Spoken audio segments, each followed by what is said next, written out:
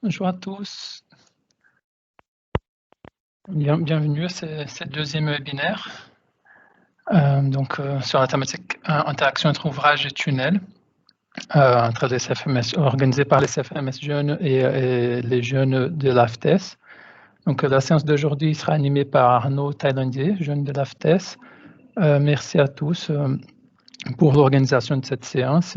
Je laisse la main à Arnaud donc, pour l'animation de cette séance. Merci à tous de votre présence et bonne séance à tous.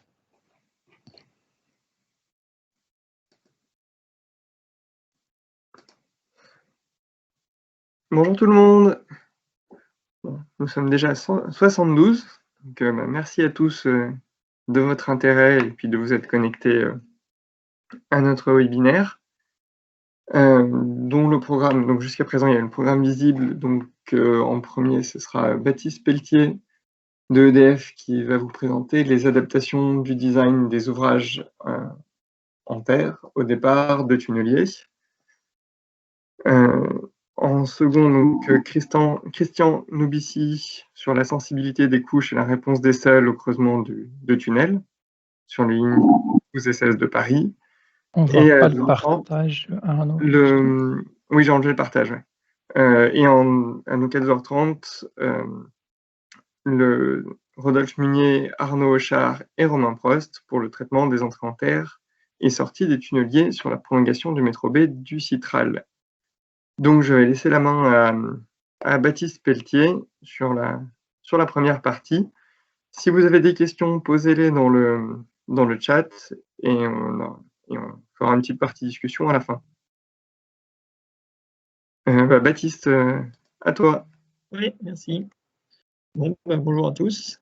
Je vais mettre la présentation. Voilà. Donc, bonjour, donc moi je vais vous parler d'un projet qu'on a en Angleterre en ce moment et la problématique particulière de la jonction entre les tunnels et les ouvrages à terre pour la future centrale à Sizewell. Quelques éléments de contexte pour commencer. En Angleterre, il y a récemment 4 projets nucléaires qui sont étudiés. Le projet d'Hinkley Point qui est géré par EDF et qui est en cours de réalisation. Il y a le projet de Sizewell qui est en cours de développement et c'est aussi EDF. Il y a le projet de Bradwell qui est en cours de développement par les Chinois de CGN. Et il y avait Hitachi qui avait un projet à Wilfa mais qui a été abandonné assez récemment. Donc pour le moment, c'est en pause. Donc le projet de Sizewell, c'est l'extension d'une centrale qui existe déjà. Donc on a beaucoup de données déjà sur cette centrale. Donc vous avez la centrale A qui est au sud, la centrale B qui est un peu plus au nord et la centrale C qui est dans la place qui reste sur le site tout au nord. Donc c'est 2 tranches de type EPR, donc comme celle qu'on est en train d'essayer de finir, on va dire, à Flamanville, dans une emprise très contrainte, puisque c'est la place qui reste sur le site, donc évidemment on a moins de place que les tranches d'avant. Et il y a donc 3 tunnels, 2 pour l'amener de l'eau pour refroidir la centrale, et un tunnel de rejet qui est un peu plus gros. Les jalons actuels, c'est qu'on compte commencer les travaux l'année prochaine, une fois qu'on a les autorisations. Et l'idée, c'est de finir 10 ans après. Alors, j'ai mis quelques éléments de montage du projet tel qu'il est, parce que c'est intéressant pour voir un peu comment est-ce que les différentes parties sont impliquées dans l'idée. Donc, il y a les investisseurs, qui sont principalement EDF et CGN, donc les Chinois. EDF possède la structure client, donc ceux qui vont exploiter la centrale à la fin. Ils eux-mêmes ont une filière pour développer les projets, et avec l'aide de CGN, donc ils ont monté la structure projet de Sizewell. Ils mandatent les concepteurs, Atkins pour les ouvrages de site et EDF pour le design de la centrale elle-même. Côté construction, donc il y a un consortium qui s'appelle Baylor qui est fondé par Lego O'Rourke chez les Anglais et Bouygues chez les Français. Et tout ce monde-là est embarqué dès le début avec les concepteurs dans le design pour prendre en compte les problématiques de construction dès le design. Donc ça fait quand même beaucoup d'acteurs qui vont être impliqués, qui vont avoir leur mot à dire, et forcément ça va faire des étapes de conception et des modifications de conception assez intéressantes à étudier. Il y a évidemment tout ce qui va être reconnaissance par tout un tas de consortiums qu'on connaît, etc.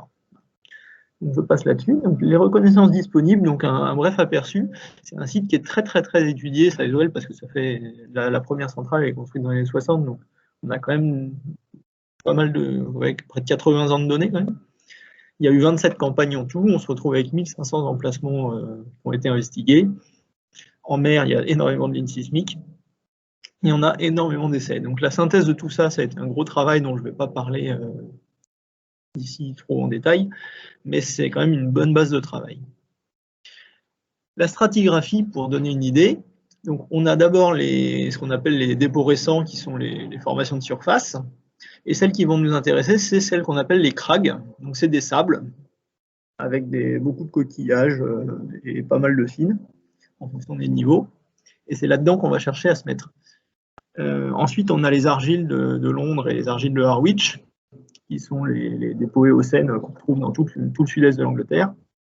Les sables du Lambeth, qu'on appelle les Reading Sands, et puis les niveaux plus profonds de la liste Clay, on a la craie du Crétacé, comme partout dans le coin, à vers 80 mètres. Donc sur la coupe du bas, là, vous voyez à gauche, à l'ouest, on a la terre, avec la digue à l'abscisse 0, et puis ensuite on va en mer. Donc il y a les dépôts orange et ce qu'on appelle la London Clay, qu'on ne trouve que en mer. À terre, on est directement sur les couches violettes, là, qui sont les bancs rocheux qu'on trouve dans l'argile de l'Éocène. Donc nous, ceux qui vont nous intéresser, c'est vraiment les dépôts récents et les sables. Les sables, les crags, donc on distingue 3 sous-niveaux en fonction du nom du dépôt et puis des fines qu'on trouve dedans. C'est des sables qui ont une très faible cohésion, qui sont assez facilement érodables et qu'on va pouvoir creuser assez facilement avec le tunnelier. Et donc, ils sont quand même très denses, parce qu'ils ont été bien compactés par tout ce qui peut être glaciaire, et puis parce que c'est des dépôts quand même assez compétents.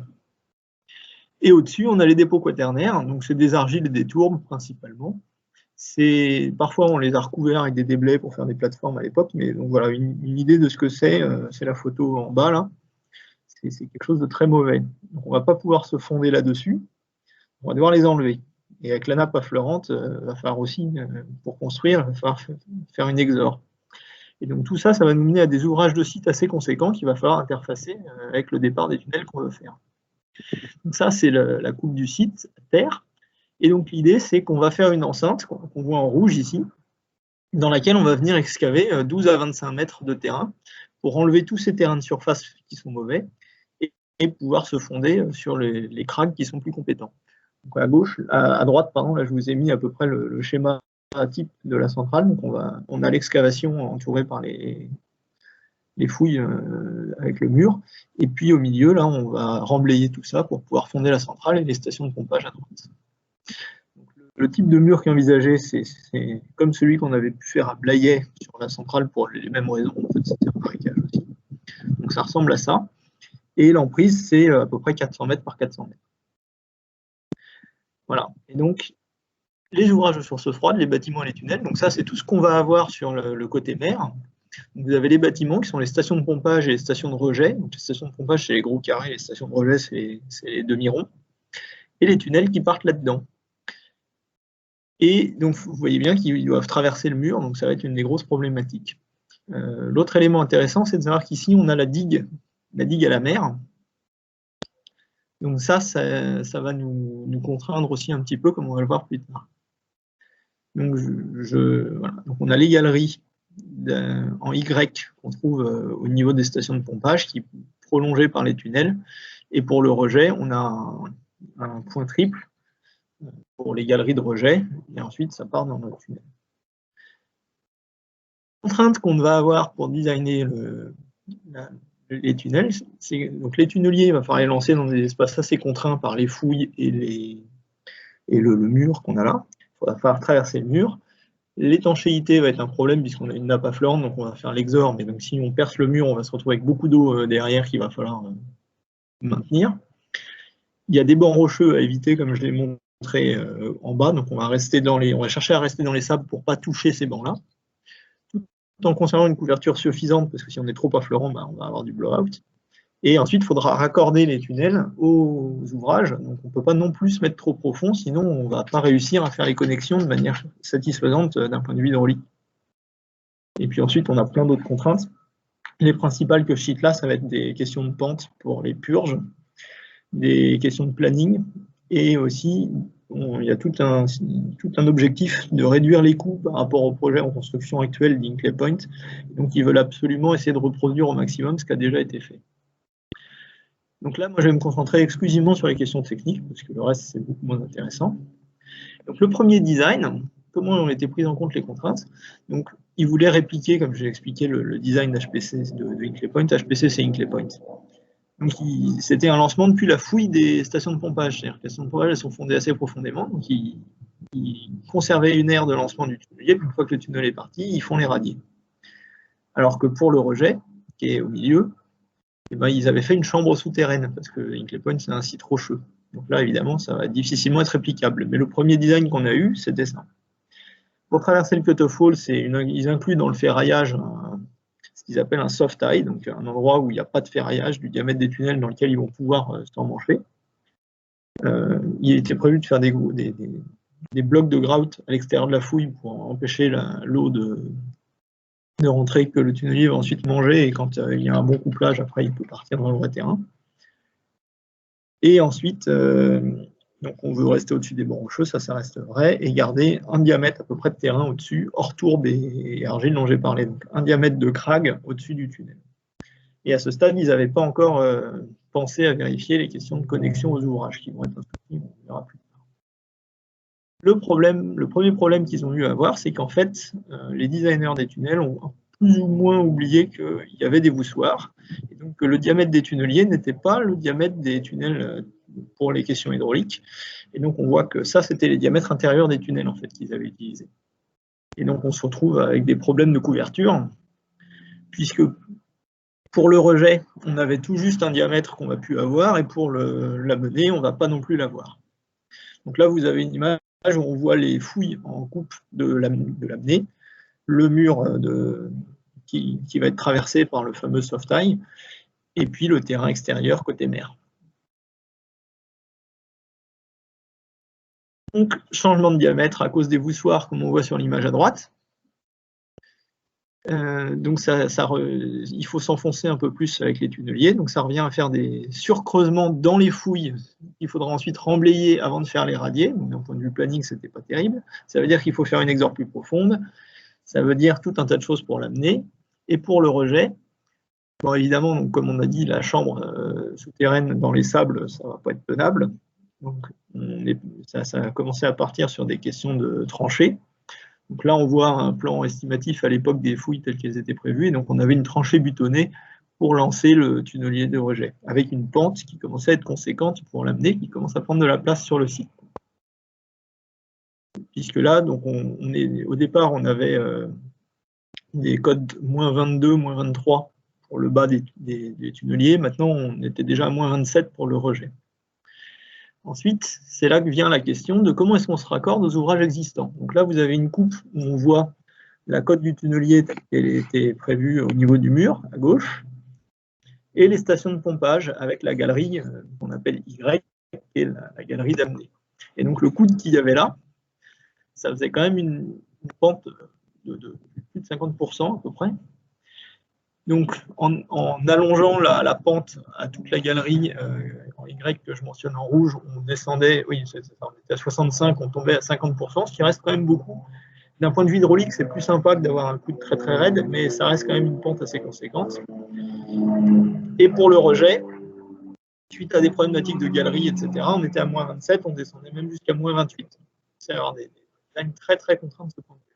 Ensuite, il y a toutes les contraintes sur la réalisation qui sont arrivées. Donc, on voit en haut à droite un plan des fouilles avec les rampes d'accès pour descendre les pièces des tunnels, des tunneliers, la rampe de la fouille de rejet qui commençait à être énorme, les surcreusements dans les fouilles des stations de pompage. Enfin, et après, il y a tous les pré-designs de soutènement autour de la traversée du mur qui ont été faits. Et on arrivait à des choses à la limite du faisable avec des boutons absolument partout, comme on voit en bas à droite. Donc, ça commençait à être vraiment, vraiment très compliqué. Donc, on arrive à une 5e étape. Et en fait, on s'est dit, mais là, on va peut-être essayer de changer complètement d'hypothèse de base. Et en fait, on va regarder si on ne peut pas faire partir les tunnels à partir en dehors de la zone.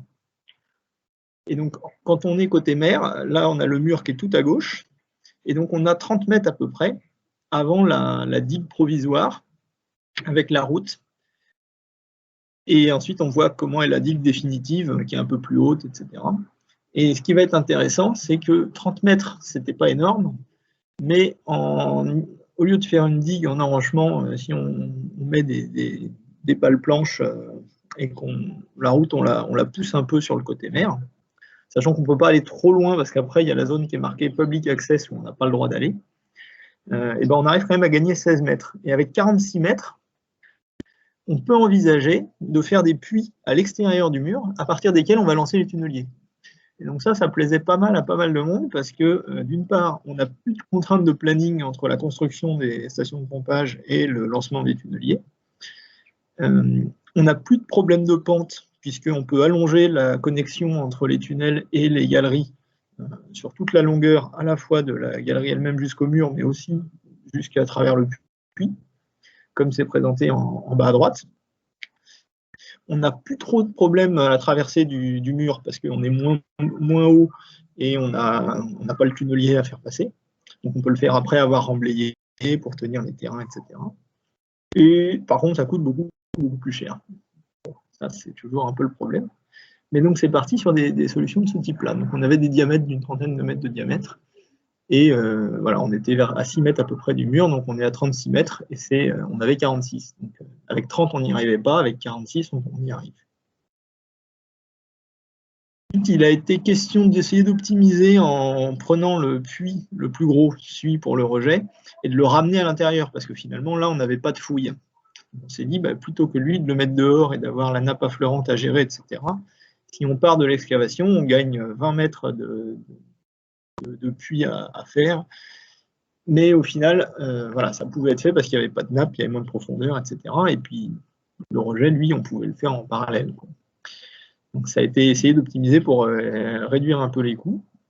C'était quelque chose qui avait été proposé, qui ne s'est pas fait en fait parce qu'à ce moment-là, la contrainte qui a fait changer ça, c'est les pentes, comme je le disais. Donc il y a une contrainte de monotonie, et comme on veut éviter de taper d'une part les bancs rocheux qui sont marqués en violet là sur les coupes, mais en plus de manière générale l'argile, puisqu'on préférera creuser dans les sables tout du long, et ben en fait c'est le rejet et la pente qui vont nous contraindre. Et donc les projets où les tunnels avaient fini par descendre pas mal, puisqu'on était descendu jusqu'à -32 pour le rejet à un certain point du projet, on revient à -23 comme à peu près au départ, et l'amener qui était descendu jusqu'à -20, -23, on la descend jusqu'à -16 ou -17, -20. Pour des questions de pente. Et donc là, on voit qu'on a à peine à effleurer l'argile en fin de course. Et par contre, on tangente les zones d'exclusion en tête tout du long. Vous voyez également en vert, on voit les zones qui sont prévues d'être injectées ou faites en deep soil mixing ou quelque chose afin de pouvoir faire les traversées, la sortie du puits ou la connexion avec l'intérieur de la zone de fouille. Donc, il y a quand même beaucoup d'interfaces entre le tunnel et les ouvrages, de manière un peu différente à chaque fois. Et le problème qui nous reste à ce stade, ça va être les questions de couverture dans les premiers mètres, parce que en fait, vu qu'on est obligé de remonter les côtes des tunnels si on veut avoir la monotonie et sortir sans avoir à trop manger d'argile, et ben, on se retrouve à être très très haut. Donc, pour éviter les problèmes liés à l'absence en fait de couverture suffisante, on est en train d'essayer de voir quelle longueur de soutènement du terrain superficiel on va devoir mettre en place. Pour le moment, on voit la zone verte, elle est très très probablement quelque chose qui va être étendu assez loin encore, sachant qu'après il y a la mer, on ne peut pas aller trop loin non plus. Donc ça reste à venir de ce point de vue-là. Et on a confirmé le fait qu'en fait, le puits serait bien extérieur, parce que si on remonte trop, eh ben, on revient à une tranchée avec du soutènement et on s'en sort à nouveau plus. Donc on a bien 3 puits externes, donc ça coûte bien 3 fois une somme assez colossale. Voilà. Donc, globalement, ce projet, ce qu'on en retient, c'est qu'il y a des contraintes très lourdes d'un point de vue technique, également organisationnel, même si c'est toujours cet ordre, qu'il y a beaucoup de contraintes qui viennent de beaucoup d'acteurs différents. Et donc, ça a conduit à opérer de nombreux changements au fil de la conception, puisque tout ce que je viens de présenter là, c'est à peu près 2 ans de conception, et beaucoup d'acteurs qui sont impliqués. Donc, il y a les clients, il y a le concepteur pour les ouvrages et aussi pour les tunnels, il y a les calculateurs, il y a les constructeurs surtout, puisqu'on sait déjà qui va le construire, mais il n'y a pas encore de marché, mais on sait déjà qui va l'avoir. Ça, c'est les joies des projets anglais. Il y a également donc, les géologues, tout un tas de consultants, parce qu'on est en Angleterre. Et donc, tous ces gens-là qui ont des contraintes différentes, qui ont des visions différentes, apportent des choses à chaque fois au projet et font modifier les designs et puis les méthodes de construction influencent le design influence les méthodes de construction, etc. Et donc, à chaque fois, le projet évolue dans les 8 étapes que j'ai montrées là. La solution à laquelle on arrive pour le moment, elle permet de découpler pas trop mal la construction des ouvrages et la construction des tunnels, et donc les questions d'interface sont un peu réduites, et également les questions de planning. Et c'est toute l'interface qui était problématique. On simplifie le passage du mur, et hydrauliquement parlant, on est un peu meilleur, parce que les coudes, le designer de la centrale, il ne met pas trop. Et ensuite, par contre, on a beaucoup d'autres impacts à gérer, ça va être la modification sur les digues, telles que j'ai montré, des surcoûts liés aux puits externes qu'on va créer, et on a encore à finaliser l'ampleur des renforcements des terrains à terre au-dessus des barres du tunnel, jusqu'à quelle longueur on a besoin d'aller renforcer les terrains pour éviter les blow-out et compagnie. Et puis, il va falloir qu'on fasse attention, parce que les tunnels, jusqu'à présent, on a vu les questions de couverture, mais j'ai aussi un petit peu parlé de quand on arrive à la fin du tunnel, on est toujours dans le sable, mais il y a quand même quelques endroits où on tangente l'argile. Donc, on va avoir un peu de front mixte à gérer aussi. Voilà, il va rester un peu de temps pour les questions, c'est bien. Donc là, vous avez, pour finir, une photo du site actuel. Donc, on voit encore la nappe affleurante et puis, voilà le site actuel qu'on voit à côté et la future centrale telle qu'elle est prévue, avec les stations de pompage en bleu à l'avant. Merci beaucoup. Eh ben, merci beaucoup, Baptiste. Dans le chat, il y a une question de Quentin Verret qui est assez longue, donc je vais la synthétiser assez rapidement, qui est la différence entre les tunneliers de HPC, donc de Hinkley Point, et de Sizewell, sachant qu'a priori, sur Hinkley Point, ils avaient des terres plus raides. Hinkley Point, en fait, c'est des marnes, donc oui, ça n'a rien à voir. Là, on va creuser dans du sable sous nappe. De l'autre côté, on était sous nappe aussi, mais on était dans des marnes beaucoup plus costauds. Donc non, là, le tunnelier, ça va pas être le même. Là, ça va être un tunnelier à pression debout, a priori, ce qu'ils appellent un slurry. Alors qu'à Hinkley, c'était pas du tout ça, puisqu'il y avait des molettes. Et ça, après, c'est des... Oui, ça va pas être reconduit, parce que c'est évidemment pas reconductible. De la même manière, il y a des choses... c'est globalement le principal défaut de cette stratégie de refaire exactement la même chose, c'est que le seul truc qu'on ne refait pas exactement pareil, c'est le site sur lequel on s'installe. Et c'est difficile à faire intégrer aux designers. Et donc, notamment, il y avait tout un tas de dispositifs aussi d'exor, de nappe à Hinkley Point, qu'on ne va pas pouvoir reconduire. Et à l'inverse, il n'y avait pas de mur d'enceinte parce qu'il n'y avait pas de marécage à excaver en premier lieu. Et donc, l'idée même qu'il faille faire un tel ouvrage préalable à la construction, ça n'était pas évident à expliquer à tout le monde. Donc, l'adaptation du terrain nécessite un peu de pédagogie.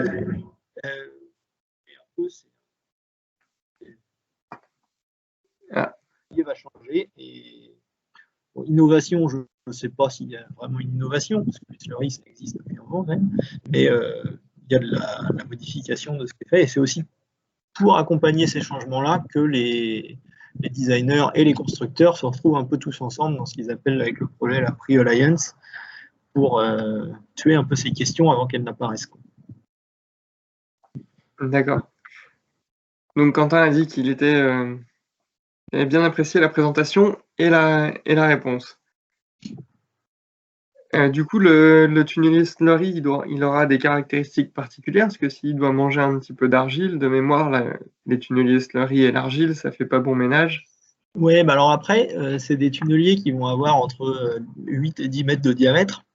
Et on n'envisage pas, enfin, a priori, avec toutes les reconnaissances qu'on a, on en a beaucoup, comme j'ai pu montrer préalablement, là, je ne sais pas si on les voit sur cette image, mais vous voyez, là, il y a un sondage à peu près au droit de chaque sortie.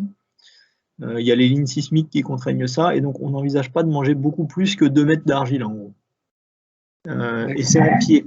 Donc, comme elle est pas très costaud, on risque, enfin, bah, c'est mieux que de l'avoir en tête, en haut du tunnelier, la question de contrainte. Donc, le front mixte, a priori, les constructeurs aussi sont confiants sur le fait que ça peut passer sans avoir à l'adapter particulièrement. Vous voyez, juste en jouant sur les paramètres d'avancement. Bon, ça ne paraît pas complètement aberrant, mais effectivement, oui, on essaye quand même de minimiser la proportion d'argile qu'on va avoir à manger. Ok. Est-ce qu'il y a une autre question dans le chat pour ce beau projet de Sizewell?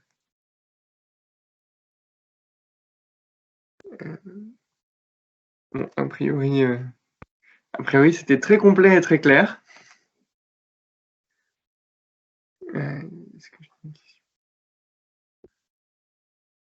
On va laisser 5 minutes si jamais quelqu'un a un dernier remords.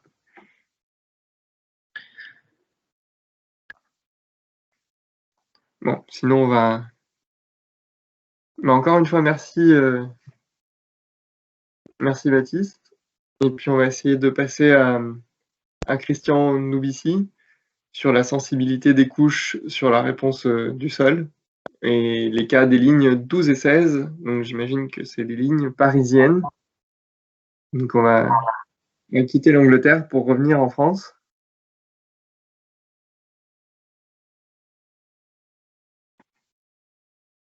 Ben, merci à tous, j'ai rendu la main normalement. Merci, ouais.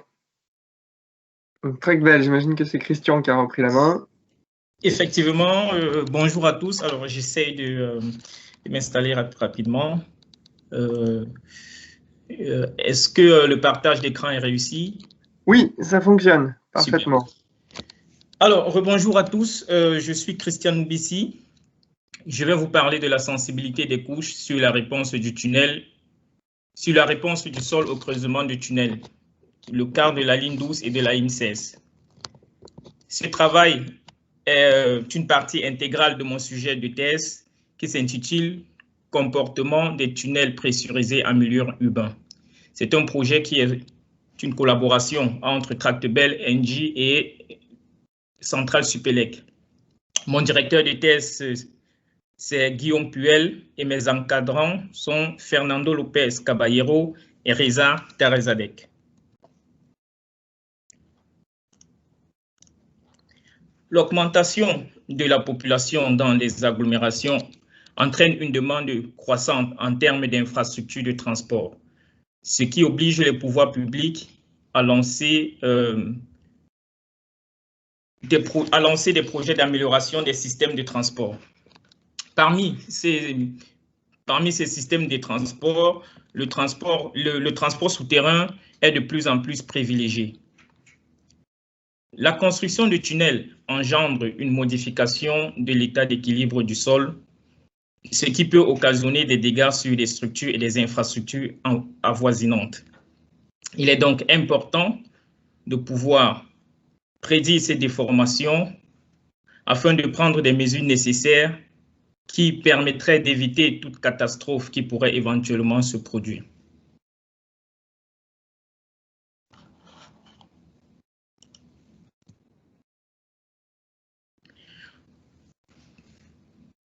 Il existe plusieurs méthodes de construction du tunnel. Nous pouvons citer des méthodes conventionnelles, à l'exemple du creusement à l'aide des machines à point d'attaque, par des explosifs également. Et il y a cette méthode récente qui est l'utilisation des tunneliers. La réussite d'une méthode de construction par le tunnelier nécessite l'application d'un certain nombre de pressions. Si les pressions appliquées par le tunnelier sont élevées, nous pouvons assister à un blowout. En revanche, si ces pressions sont très basses et en fonction de la couverture du sol, on peut assister à l'apparition des tassements en surface. Les précédentes recherches ont montré que dans le cas d'un tassement de sol, le profil de la cuvette de tassement dépend en grande partie de la nature du sol et de la profondeur du tunnel. L'amplitude des tassements, le tassement différentiel et la zone d'influence des tassements sont les principaux paramètres à prendre en compte pour l'analyse de la vulnérabilité des bâtiments qui se trouvent à proximité du tunnel. La vulnérabilité est l'étude de la probabilité pour qu'un certain événement se produise. Les ingénieurs ont donc tenté ou alors essayent de prédire les déformations qu'induirait la construction du tunnel pour pouvoir anticiper sur les éventuels impacts sur les structures avoisinantes. Les méthodes utilisées de nos jours sont analytiques, numériques et empiriques. Les méthodes numériques ont longtemps fait leurs preuves. Seulement, la réussite d'une telle approche repose en grande partie sur la loi de comportement et sur les conditions de bord du modèle. Le caractère hétérogène des sols confère une certaine incertitude sur ces paramètres et par conséquent sur la réponse du sol, c'est-à-dire dans notre cas, sur la cuvette de tassement. Dans le but de mieux comprendre, de quantifier et de prévenir ces déformations, en basant notre application sur la ligne 12 et sur la ligne 16, cette présentation essayera d'illustrer le comportement du sol vis-à-vis du creusement du tunnel, la capacité des méthodes numériques à prédire les déformations et l'influence des couches de sol lorsque le tunnel est creusé dans une formation stratifiée. Parlons de la modélisation numérique.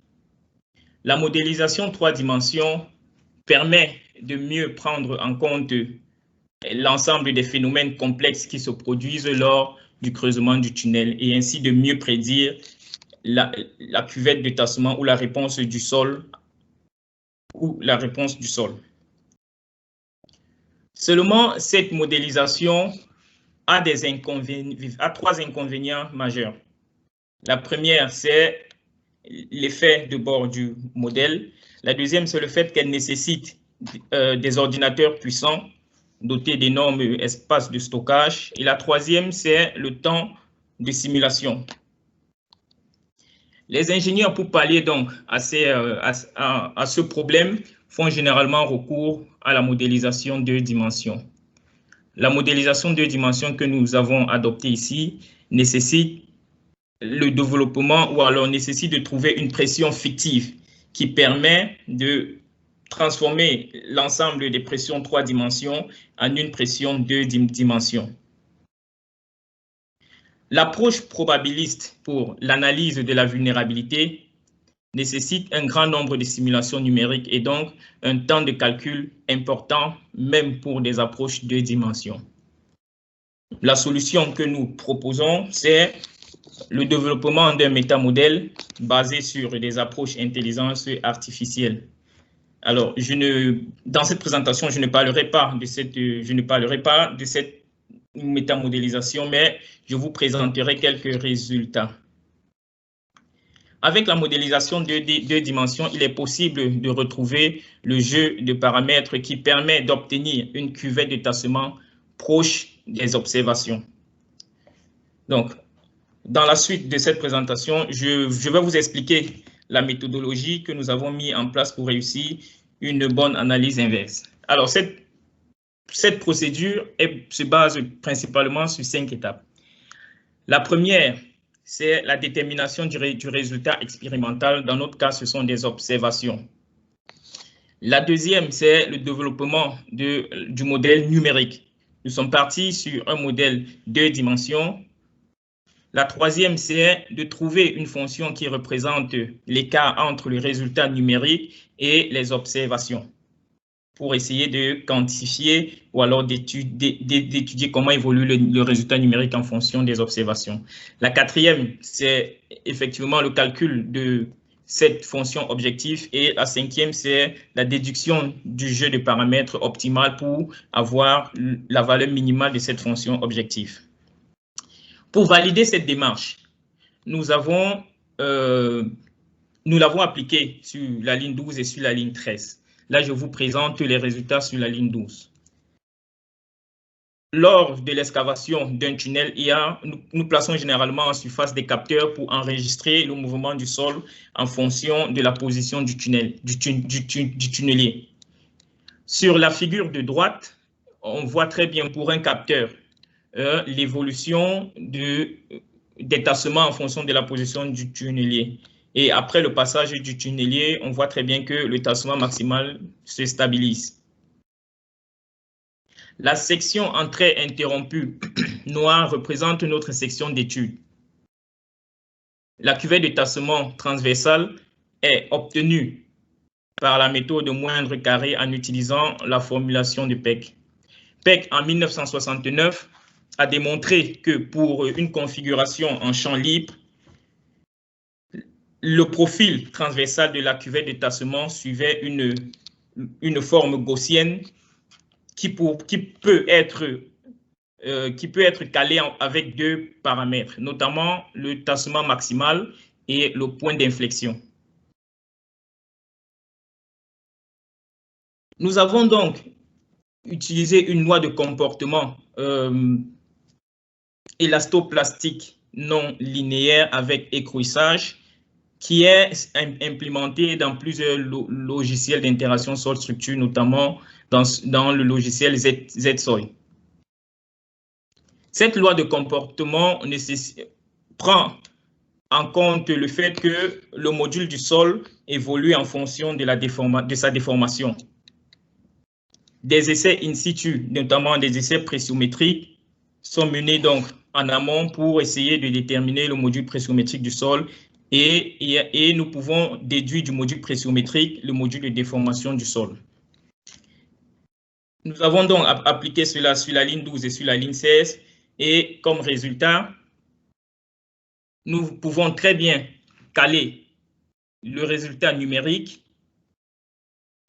nous pouvons très bien caler notre résultat numérique sur des observations. Pour la ligne 12, on cale très bien le tassement maximal qui est de 5,8 mm et un point d'inflexion qui représente en quelque sorte la largeur de la cuvette de tassement qui est à 8 mètres. Et pour la section SMR 22 de la ligne 16 du projet Grand Paris, nous avons un tassement maximal de 3 mm et un point d'inflexion qui est à 14 mètres de l'axe. Ayant fait ceci, il est donc important d'essayer de voir quelle est l'importance que chacune de ces couches peut avoir sur la réponse, notamment sur le tassement maximal et sur le point d'inflexion. Pour cela, nous avons mené une analyse de sensibilité globale, puisqu'il existe plusieurs approches pour l'analyse de sensibilité. L'analyse de sensibilité, c'est la quantification de l'importance que chaque paramètre d'entrée peut avoir sur la réponse d'un modèle. Il existe plusieurs indices de sensibilité. Nous nous sommes appesantis sur l'indice de sensibilité de premier ordre et l'indice de sensibilité d'ordre total. L'indice de sensibilité de premier ordre regarde tout simplement l'influence qu'un paramètre unique peut avoir sur le résultat. Par contre, l'indice de sensibilité d'ordre total regarde à la fois l'influence que le paramètre seul a sur le résultat, mais également son interaction avec les autres paramètres d'entrée. Nous avons déterminé donc pour la suite les indices de sensibilité à l'aide des approches basées sur l'analyse de la décomposition des variances. Notamment, nous sommes partis avec des approches FAST. Pour l'indice de sensibilité de premier ordre, nous avons utilisé le Random Balance Design FAST. Et pour les indices de sensibilité d'ordre total, nous avons utilisé le Extended Fast. Sur cette diapo, je vous présente le résultat de la ligne 12. Pour les paramètres de sol, c'est-à-dire pour les paramètres d'entrée, nous sommes partis sur les modules de déformation des couches. Et nous avons pris par mesure de simplification une loi de distribution uniforme. On remarque que l'indice de sensibilité totale et de premier ordre, tant pour le tassement maximal que pour le point d'inflexion, ont la même valeur.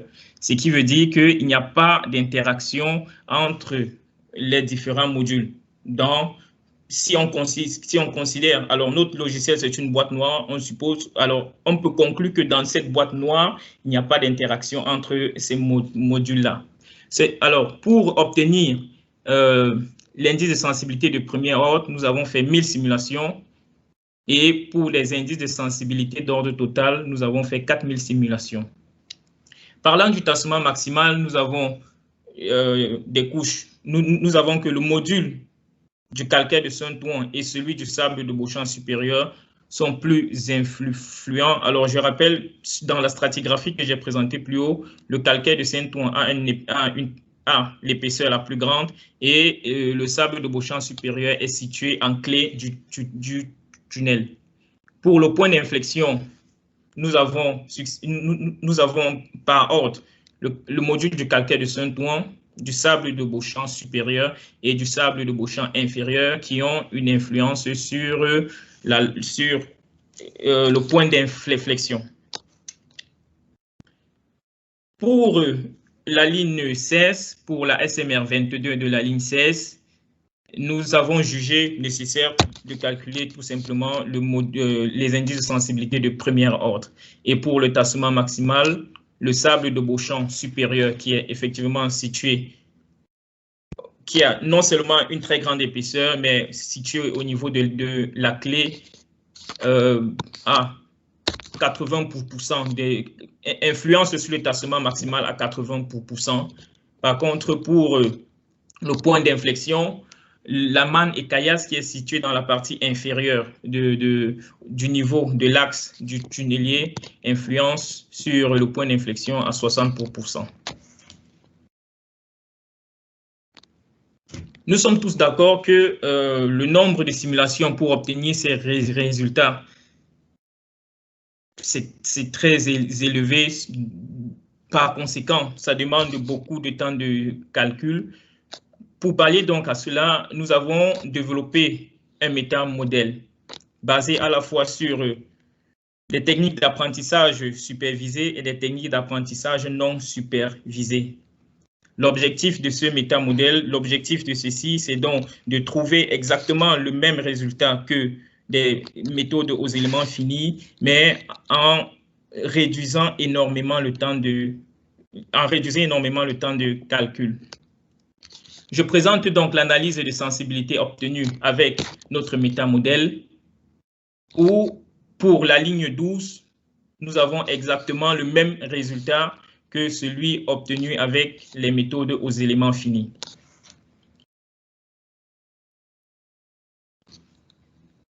En exploitant les résultats en termes de tassement maximal et de point d'inflexion, on peut déduire la loi de probabilité sur ces paramètres-là.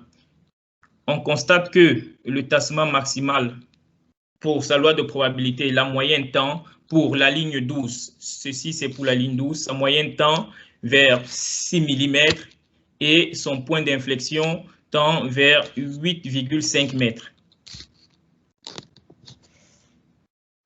Pour la ligne 16, la moyenne du tassement maximal tend vers 3,5 mm et le point d'inflexion, sa moyenne tend vers 14,5 mètres. Et en même temps, on a l'évolution de l'écart type. Donc, on peut donc trouver la loi de probabilité sur le tassement maximal sur le point d'inflexion. Ceci nous permet donc de facilement prendre des décisions en ce qui concerne des phases avant projet ou d'exécution. Alors, qu'est-ce qu'on peut retenir de cette présentation? L'objectif était de déterminer l'influence des couches sur la réponse du sol lorsque le tunnel est creusé dans une formation stratifiée. Pour cela, nous avons développé une méthodologie optimisée. Nous avons développé une méthodologie pour réussir une analyse inverse. L'objectif de cette méthodologie était de déterminer le jeu de paramètres qui permettrait d'obtenir un résultat numérique plus proche des observations. Et nous l'avons appliqué sur la ligne 12 et sur la ligne 16 pour sa validation.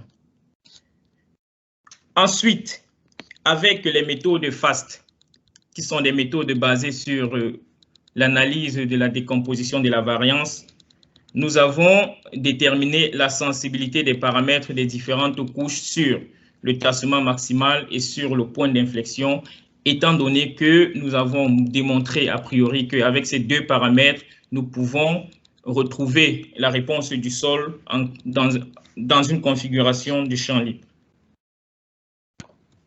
Pardon.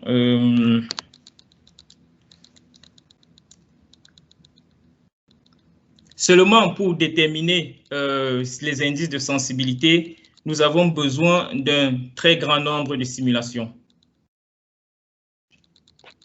Ce qui induit donc un très grand nombre, ce qui induit donc un temps important de calcul. Pour pallier donc à ce problème, nous avons développé à l'aide des techniques, des méthodes d'intelligence artificielle, un métamodèle qui permettrait de gagner en temps de calcul. Nous avons enfin déduit sur les lois de probabilité sur le tassement maximal et sur le point d'inflexion. C'est le lieu ici de mentionner le fait que cette méthodologie peut également être appliquée dans différents problèmes d'interaction sol-structure autres que des tunnels. Dans la suite de ce travail, et pour le compléter, il serait intéressant d'étudier la variabilité spatiale des couches, aussi bien transversale que dans le sens longitudinal du tunnel, afin de voir la corrélation entre les différentes sections le long du tracé du tunnel. Donc, je vous remercie pour votre attention. Merci beaucoup, Christian, pour cette présentation très précise et fouillée. Bon, on entend mon écho dans ton micro, mais merci beaucoup. Donc, un vrai travail en profondeur. Je regarde sur le chat, mais je n'ai pas vu de questions, donc j'imagine que tout le monde a tout compris. Éventuellement, je vais peut-être me lancer à poser une première question. C'est le métamodèle du coup que vous avez développé. Est-ce que vous pouvez le réutiliser sur d'autres projets ou sur d'autres sections des projets de la ligne 15 et de la ligne 16? Alors,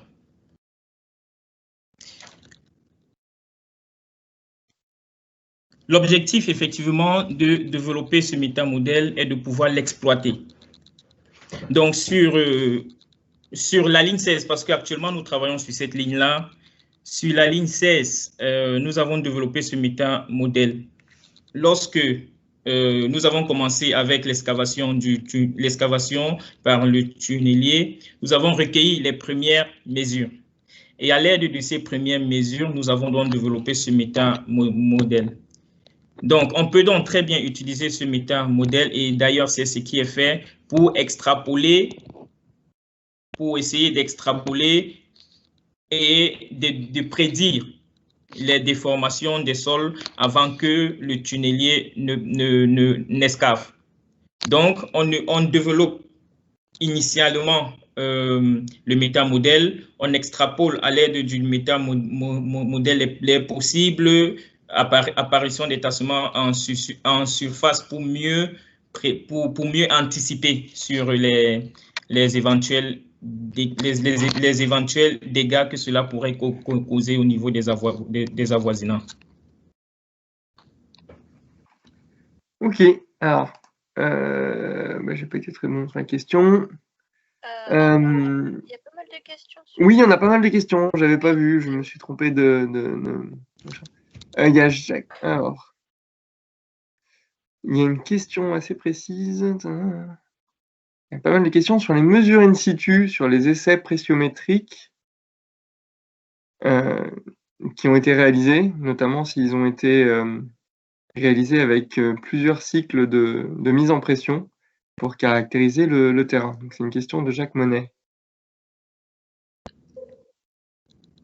Alors, pour répondre à cette question, je ne pourrais pas donner une réponse précise et sûre, parce que les mesures in situ qui ont été menées, notamment des mesures pressiométriques, ce que nous avons, ou alors ce que j'ai à ma disposition, c'est le résultat après traitement de ces mesures.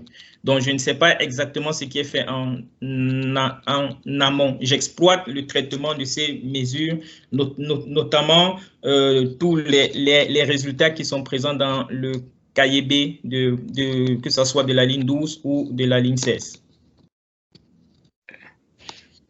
D'accord. Donc, je ne saurais donner une réponse précise à celle-là. Donc, on ne va pas reprendre l'autre question de M. Monet sur la qualité des sondes pressiométriques utilisées. Il y a une autre question sur les mesures théodolites automatisées et sur la précision des mesures. Mais Christian, je sais pas si tu as quelque chose à préciser là-dessus. Alors, alors, pour les mesures, effectivement, qu'il y a une précision sur le théodolite qui vise chaque capteur. Et il y a aussi l'influence même que ce soit la température, si nous sommes en hiver ou en été. Mais avant, alors les résultats que j'ai présentés ici sont des résultats après traitement de toutes ces mesures-là. Donc, effectivement, il y a l'effet de la température sur le résultat ou alors sur le point visé, sur la valeur que le théodolite vise. Il y a aussi la précision du théodolite. Donc, mais tout ça est pris en compte et nous avons traité ces problèmes en amont. Ok, merci Christian. Je pense que ça répond à la question. Il y a une autre question de Rosol Medizadet qui demande si la corrélation entre les variables d'entrée ont été prises en compte dans l'analyse de sensibilité. Alors ici, non. Comme j'ai dit, nous sommes partis avec un cas très simple. On suppose qu'il n'y a pas de corrélation entre les différents paramètres d'entrée.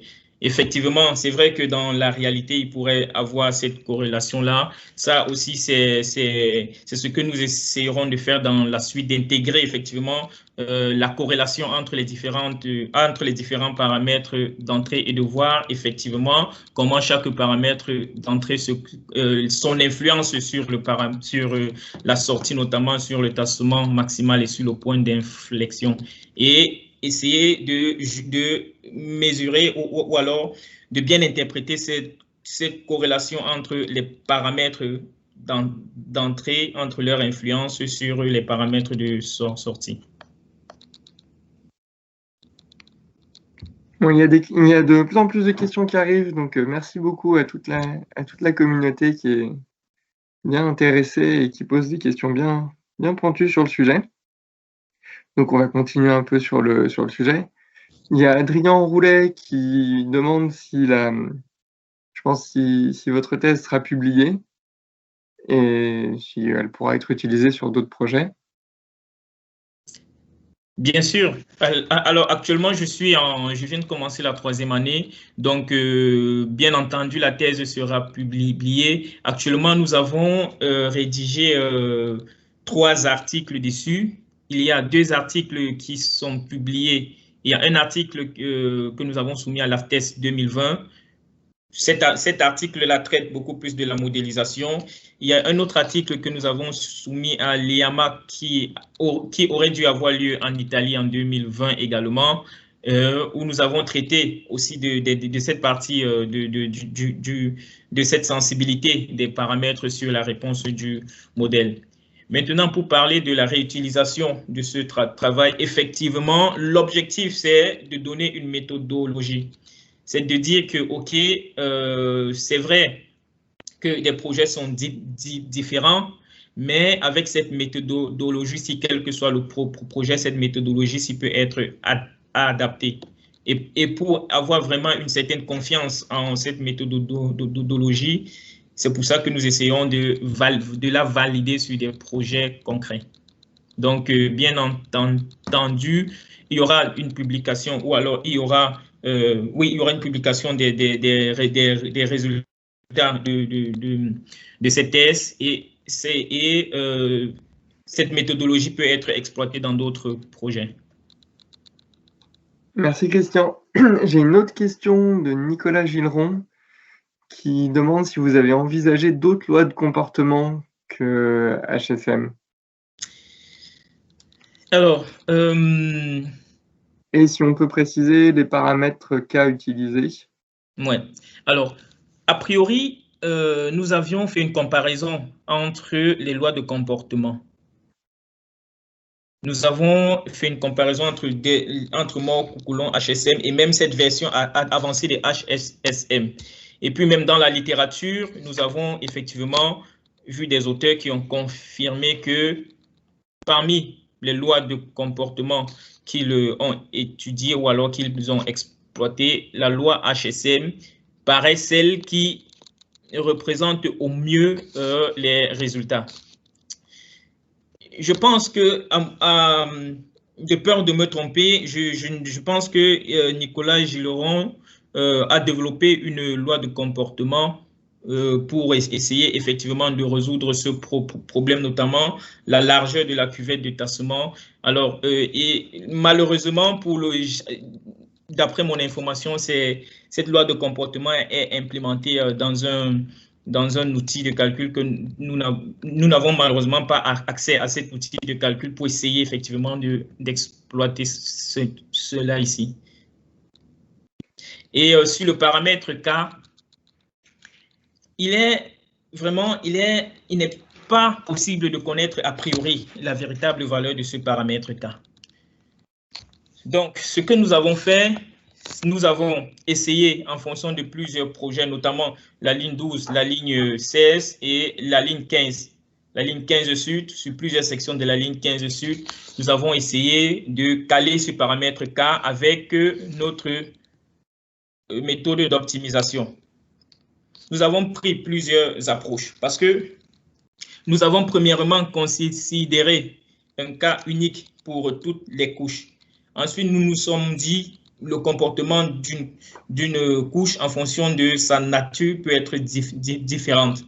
Et dans la littérature, effectivement, on voit que des auteurs proposent des cas différents, tant nous sommes dans un sable ou bien nous sommes dans une argile. Donc, on a donc fait cette étude-là et puis on a effectivement essayé de caler le cas en fonction si nous sommes dans une argile ou bien si nous sommes dans un sable. D'accord. On va prendre une dernière question avant de passer à la présentation suivante de Nguyen Hiutoan qui demande si les valeurs de tassement moyen sont de l'ordre de 3 à 6 mm. Est-ce que ces valeurs sont bien des valeurs mesurées ou ce sont des valeurs relativement faibles dues à des erreurs numériques plus qu'un phénomène physique.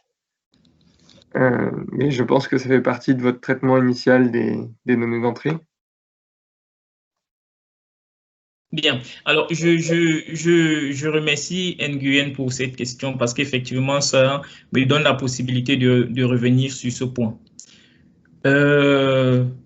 Nous avons fait une approche probabiliste pour essayer de prendre en compte le caractère hétérogène des sols.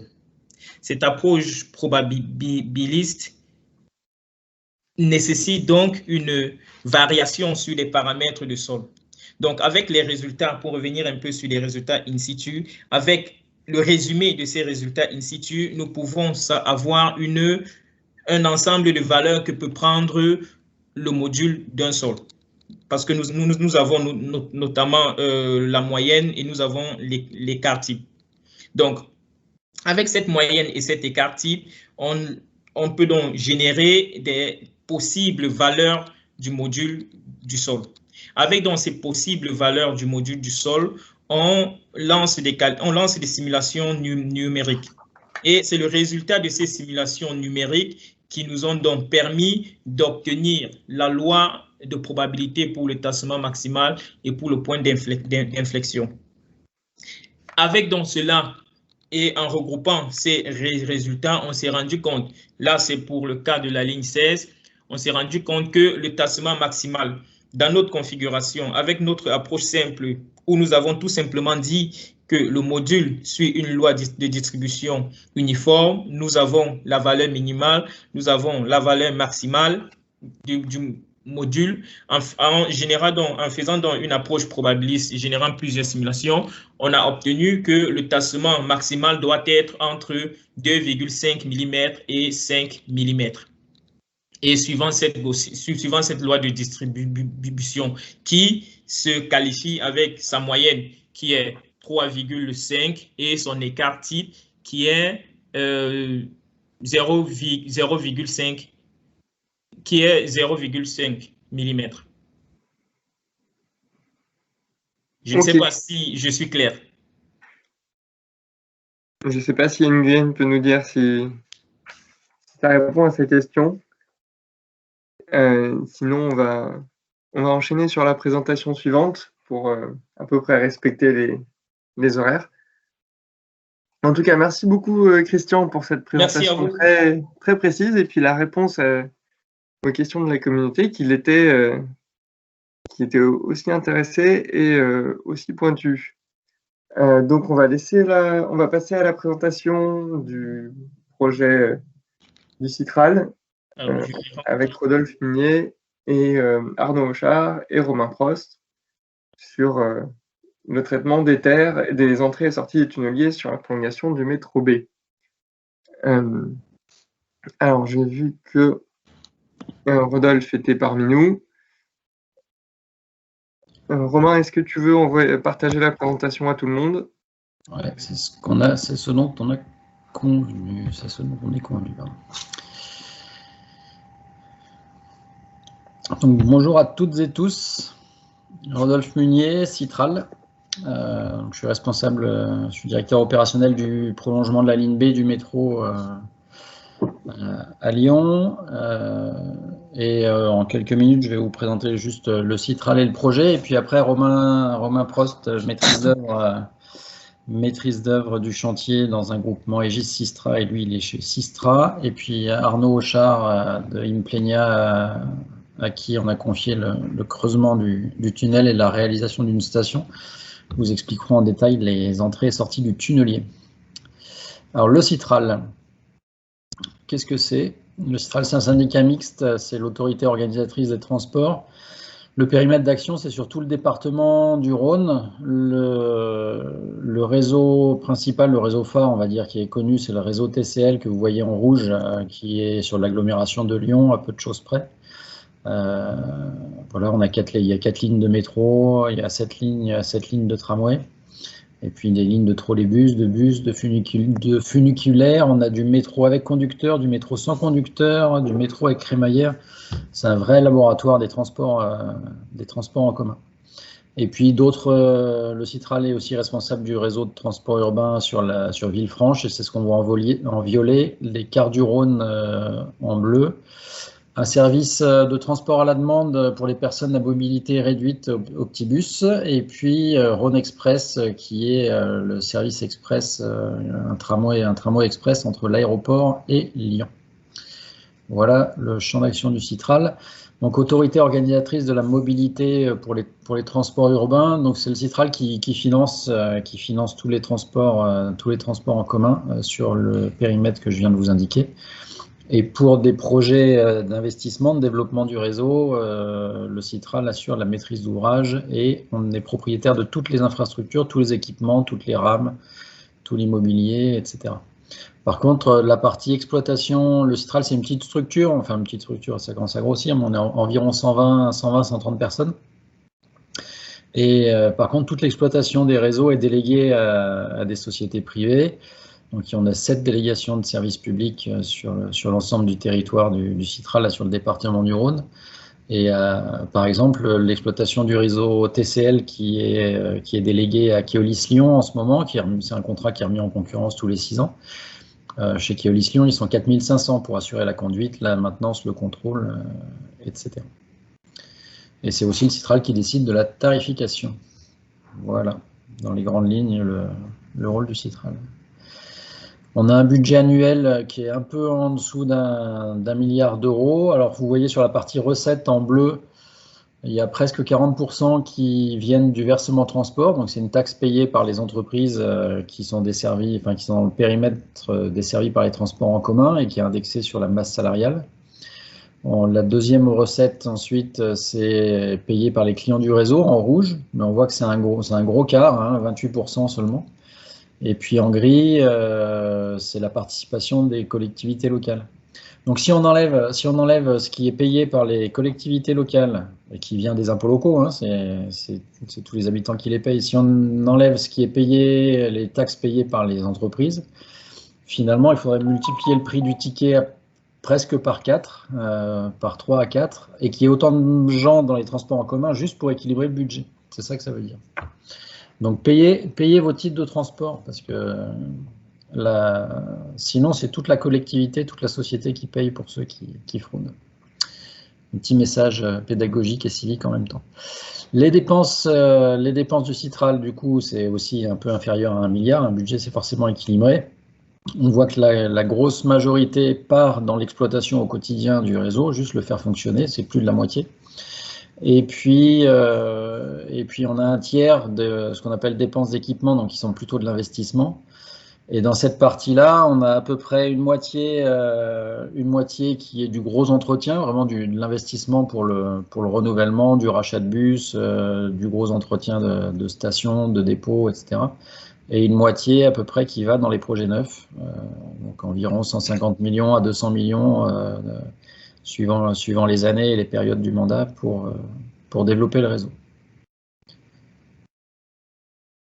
Notre projet, le prolongement de la ligne B du métro, donc aux Hôpitaux Sud. C'est un projet qui dessert le sud-ouest de l'agglomération. Donc, comme on le voit sur la carte, voilà, on a l'agglo de Lyon et le projet il dessert le sud-ouest. L'objectif principal, c'est justement de faire une porte d'entrée du sud-ouest de l'agglomération et de desservir ce secteur qui ne l'est pas beaucoup. Et voilà, si on zoome dessus, on a un terminus là qui est à la gare d'Oulin et le projet va être prolongé, c'est ce qu'on voit en pointillé avec 2 stations. Une station Oulin Centre sur laquelle il y aura un zoom et une station devant les Hôpitaux Sud, tout au sud, là, pour desservir un grand complexe hospitalier et étudiant en médecine et un futur quartier qui va se développer. On construit là aussi un parc relais pour la multimodalité. Et voilà. Le projet est... ah oui, très important, les différents acteurs, bien sûr, il n'y a pas que le Citral qui bosse. Vous avez là un condensé des principaux acteurs qui sont sur le projet. Donc, vous voyez, en maîtrise d'œuvre générale, on a un groupement Aegis Sistra avec Atelier Chal et AZC, donc Romain Prost qui va me succéder dans la présentation, et une éminente personne de chez Sistra. Et puis, les marchés de Génie Civil ont été lotis en 3 marchés. Le marché principal qu'on appelle GC1, c'est Implenia de Mathieu Hébard qui l'ont récupéré. On a un deuxième marché de génie civil attribué à NGE, un groupement NGE, et qui lui fait une station, la station Hôpitaux Sud. Et puis le marché de génie civil GC3 attribué à Maya-Saunier pour construire un puits d'accès des secours et de désenfumage. Et puis on a bien sûr des contrôleurs techniques au QA. Et puis des AMO qui ne figurent pas forcément là-dessus non plus. Et voilà. Romain, je te laisse prendre la suite. Ok. Moi, Romain Prost, j'appartiens au groupement de maîtrise d'œuvre Méliès pour la société Sistra. Donc, on va vous parler des entrées et sorties de terre du tunnelier Colline. Moi, je vais surtout vous parler un peu des problématiques auxquelles il fallait répondre, les contraintes du projet et les choix qui ont été faits pendant la conception.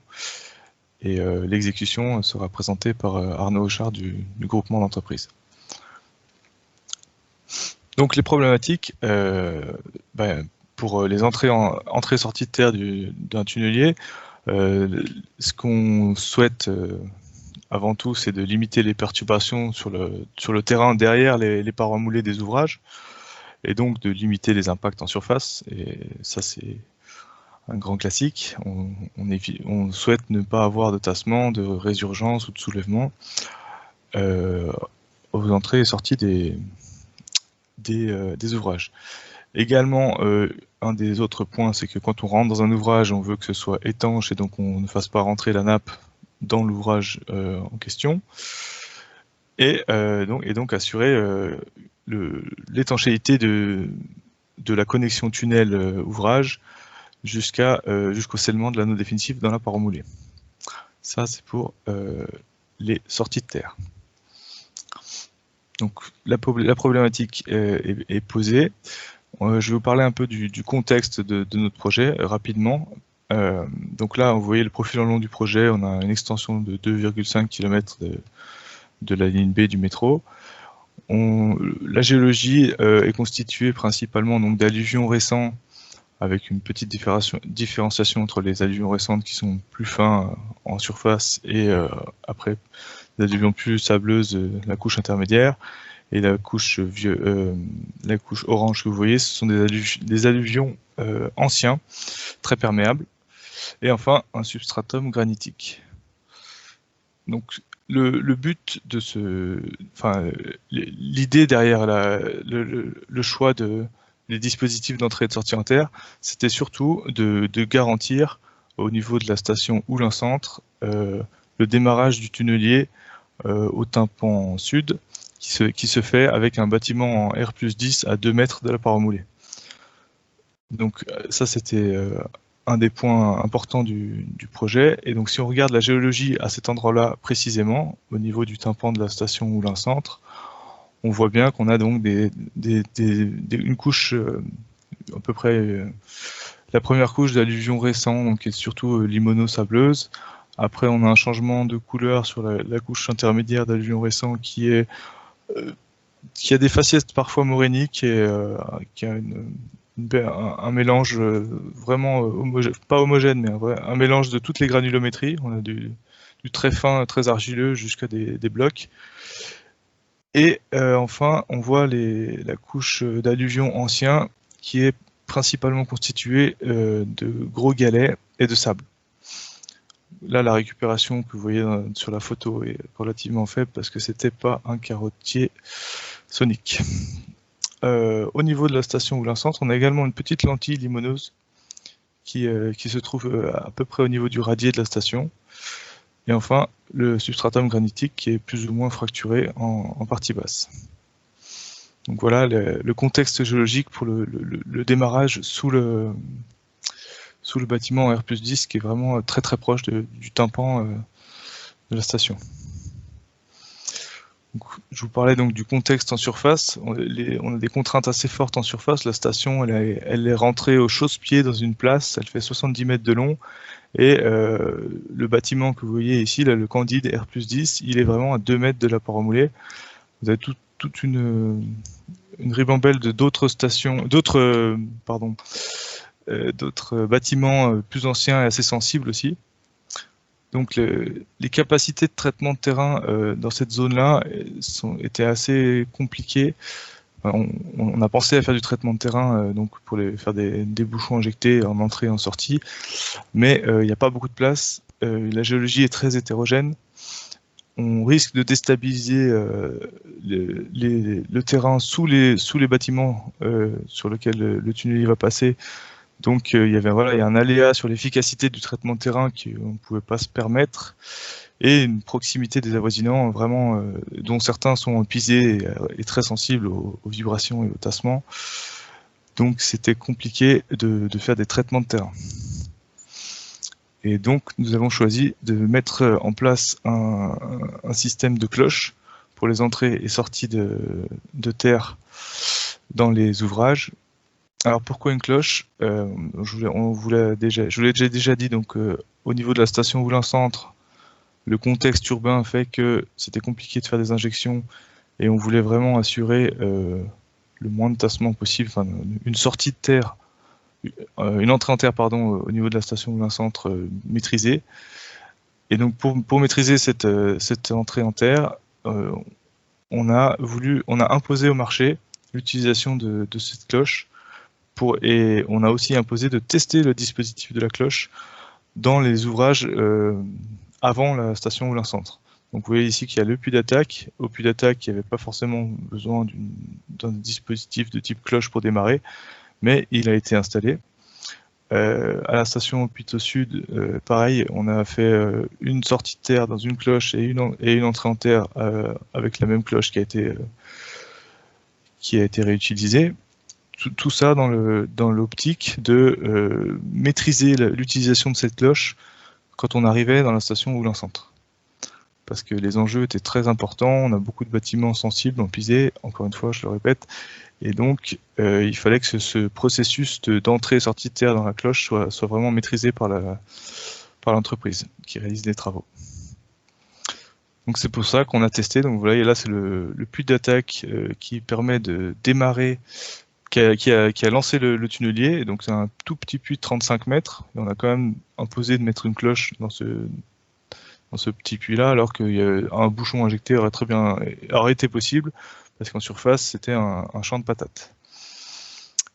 Et là, dans la station HLS, donc qui est en face des hôpitaux Lyon Sud, c'est le même système. La cloche a été utilisée pour la sortie de terre du tunnelier et pour l'entrée en terre, ce qui a permis donc d'améliorer encore la maîtrise du procédé, de l'étanchéité de la cloche, la mise en pression, pour pouvoir garantir une bonne maîtrise du processus par l'entreprise quand on arrivait donc dans la station Moulins-Centre. Et je passe la main à Arnaud qui va vous parler donc de l'exécution. Je vais essayer de prendre la main. Et ça a l'air de marcher. Oui. Très bien. Donc, d'exécution, on a donc installé une cloche. J'arrive pas à... si ça marche. Donc le principe de la cloche, c'était comme Romain l'a dit, c'était de garantir un confinement dans la chambre d'abattage jusqu'au scellement des premiers anneaux définitifs. Donc la cloche, juste en quelques chiffres, c'est 250 tonnes. Ce sont 5 anneaux. Donc les anneaux, ce sont vraiment les segments transverses. Et un masque avec 4 segments chacun. Donc là, vous en voyez 3. Il y a un 4e segment pour le berceau en fonction si on est en entrée ou en sortie de terre. On n'a pas tout le temps installé le berceau, mais on a mis du béton coulé en place pour les sorties de terre. Le masque de 150 tonnes pour la sortie et un bâti de réaction qui est utilisé et pour l'entrée et pour la sortie. Donc c'est ce qu'on appelle communément le bâti de poussée pour l'entrée en terre. Et cette cloche a l'avantage de pouvoir être utilisée dans les deux sens et nous servir et à l'entrée et à la sortie de terre. Et on verra tout à l'heure qu'on a mis en place des moyens de ripage pour que ça se fasse relativement rapidement. Donc la sortie de terre, grâce à la fermeture de cette enceinte, avec le masque que vous voyez là, qui est une grosse structure métallique, et le bâti de réaction qui va permettre de reprendre les efforts qui seront engendrés dans cette cloche par le tunnelier et par la pression de confinement. Bien sûr, cette cloche, elle est instrumentée, comme vous l'avez vu tout à l'heure avec Romain, de manomètres qui soient analogiques ou digitaux, mais aussi les bâtis de réaction qui sont instrumentés pour suivre les contraintes en temps réel à l'intérieur de cette cloche pour éviter les scénarios catastrophes de rupture. Le principe, le phasage d'entrée en terre, donc je l'ai fait un peu rapide. Donc, il y a la phase d'approche du tunnelier vers la paroi moulée. Alors, basiquement, on réduit les paramètres pour éviter toute casse du tunnelier en arrivant sur un point dur qui est la paroi moulée et pour limiter les efforts sur la paroi moulée, éviter des déformations qui pourront engendrer des problèmes d'étanchéité de la cloche. Alors j'ai un gros écran noir sur mon écran, je ne sais pas si tout le monde a. Ah, ça va mieux. Ouais, c'est parti. Merci. La traversée de la paroi moulée, donc c'est une phase assez complexe pour nous parce qu'il y a toutes les armatures et les renforts de la paroi moulée à traverser. Donc ici, les parois moulées ont ce qu'on appelle un soft tie. Donc c'est une partie qui est renforcée non pas en armature métallique mais en armature de fibre de verre. Ça peut poser problème au niveau du marinage.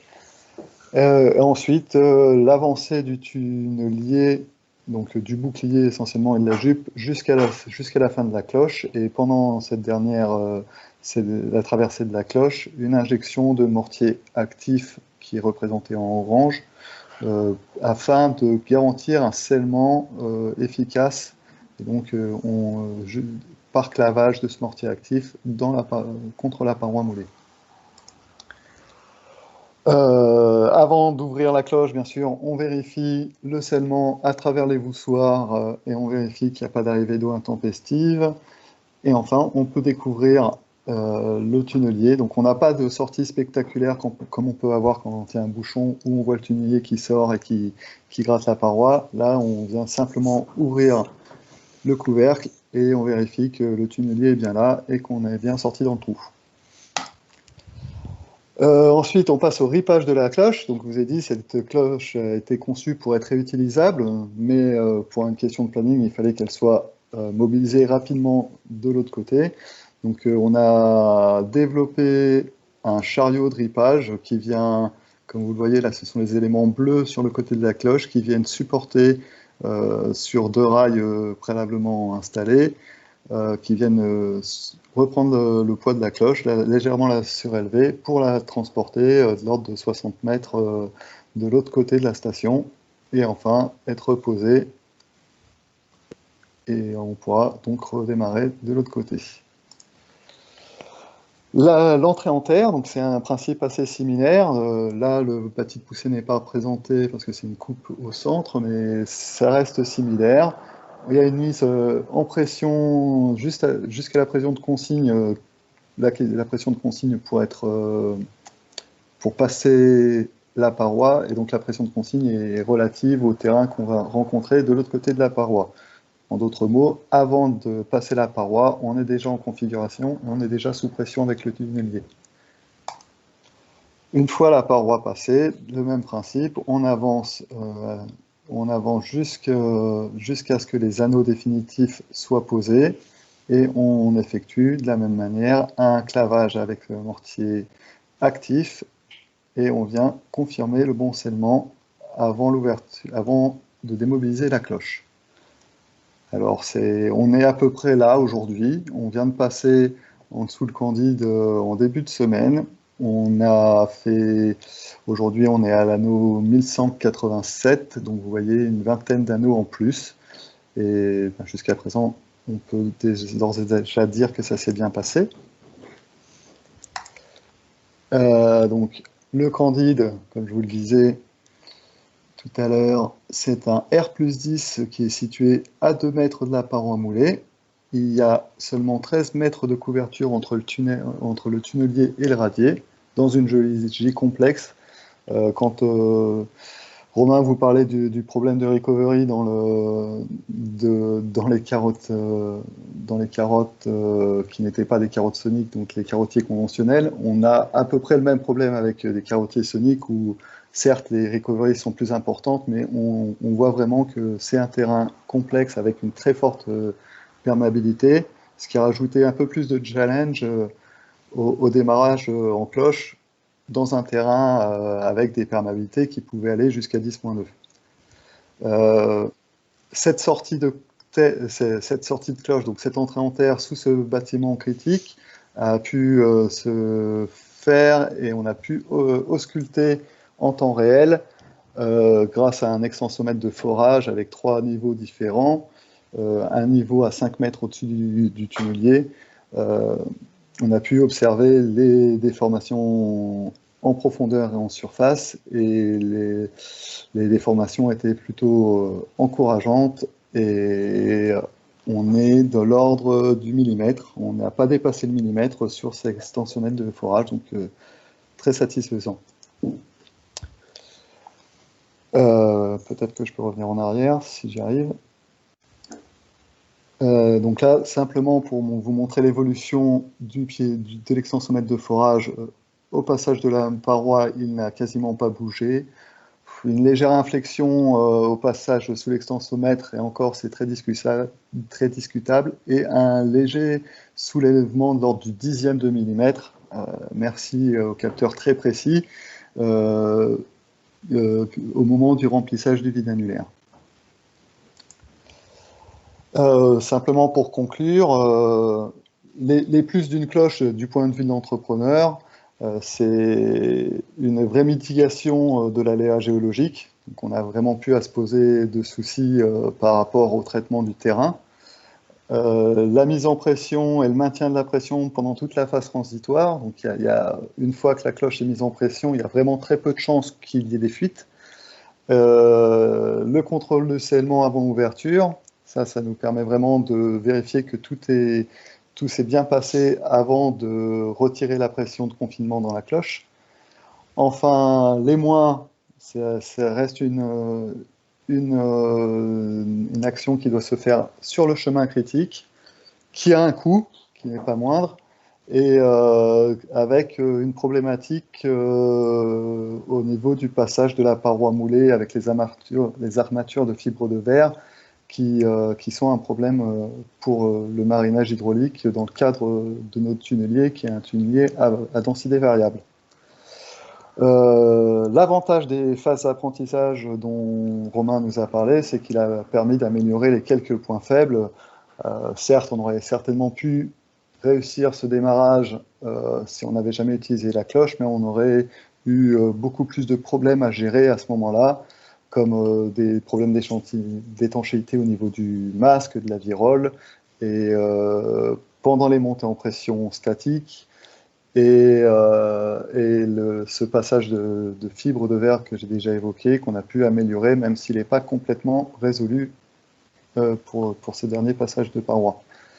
Donc les axes d'amélioration, l'axe d'amélioration essentiel, à mes yeux, lors d'un démarrage en cloche avec un tunnelier comme le nôtre, je pense que les problématiques auraient été moindres avec un EPB ou un slurry classique. C'est vraiment le passage des armatures qui étaient en fibre de verre et qui ont posé des problèmes au niveau de notre concasseur, de notre tunnelier à densité variable. Et voilà pour moi. Merci beaucoup à vous trois pour cette présentation. Alors, on a quelques questions qui sont apparues dans le chat. La première que j'ai relevée, c'était comment on choisit la pression de consigne du tunnelier? Donc ça, j'imagine que Arnaud, tu... Alors la pression de consigne, alors c'est pas nous qui la calculons en direct, on a un bureau d'études qui est BG, qui calcule les pressions de consigne en fonction des déformations attendues. Donc ce sont des calculs aux éléments finis. Après, moi je ne vais pas être capable de vous en dire beaucoup plus. Mais on définit des tassements autorisés et aux éléments finis, on nous définit les pressions de consigne. Après, on les réajuste. On les a réajustés par méthode observationnelle en fonction des tassements observés et des pressions réellement mises en œuvre dans le tunnelier. Ok, bon, j'espère que ça répondra à la question d'Anthony Esnault. Il y a Julien Prouveau qui demande quelles sont les méthodes, enfin, comment vous avez mis en place la méthode observationnelle et les dispositifs, j'imagine, de sculptation mis en place, y compris pour les tirs précédents et pour apprendre au fur et à mesure des démarrages. Alors, on a volontairement mis des extensomètres même dans les démarrages précédents. L'extensomètre de forage, c'est un outil qui est très précis et qui peut nous donner des valeurs au dixième de millimètre. On avait aussi des lignes d'auscultation traditionnelles avec des points de déformation de surface et bien sûr à partir du moment où on était dans la zone urbaine, de l'instrumentation automatisée sur tous les avoisinants, sur la chaussée, et puis les vibrations, les mesures de vibration qui nous aident aussi à comprendre le terrain et à répondre aux voisins quand on a des problématiques de voisinage. Voilà. Je ne sais pas si Romain a quelque chose à rajouter sur ça, je pense. C'était quoi la question? C'était sur la méthode observationnelle. Non, mais je pense que je l'ai...